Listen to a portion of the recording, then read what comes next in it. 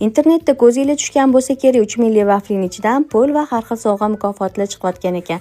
Nima deb o'ylaysizlar? Mani vafligimdan $100 chiqdimi yo'qmi? Videoni oxirida ko'rishinglar mumkin. Shoshib-pishib vaflilarni ochishni boshladim. Birinchi vafli meni xafa qilib, hech qanaqa sovg'a ham, pul ham chiqmadi. Keyingi vaflini ochgandim. Uning ichidan 5000 so'm pul mukofoti chiqdi. Shunaqa qilib keyin o'zim ham qiziqib ketdim. Keyingi vaflilarni tezlik bilan ochishni boshladim. Keyingi vaflidan ham hech qanaqa pul ham, sovg'a ham chiqmadi. Undan keyingi vaflini ochsam 20000 so'm pul chiqdi. Shunaqa qilib o'zimiz hammamiz qiziqib ketdik. Katta qizim oyim omadliroqman, men ham ochib ko'ray deb ochib ko'rgan edi. Unikidan 10000 so'm chiqdi. Kichkina qizimdan hech qanaqa pul ham, sovg'a ham chiqmadi. Shunaqa qilib qanaqa qiziqib vaflilarni ochib tashlaganimizni bilmay qoldik. Aytgancha videoni boshida $100 esa xo'jayinim bilan spor o'ynagandik.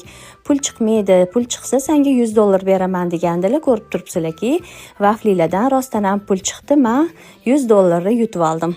Albatta sizlar ham shu vaflidan xarid qilib, o'zingizlarning omadinglarni sinab ko'ringlar.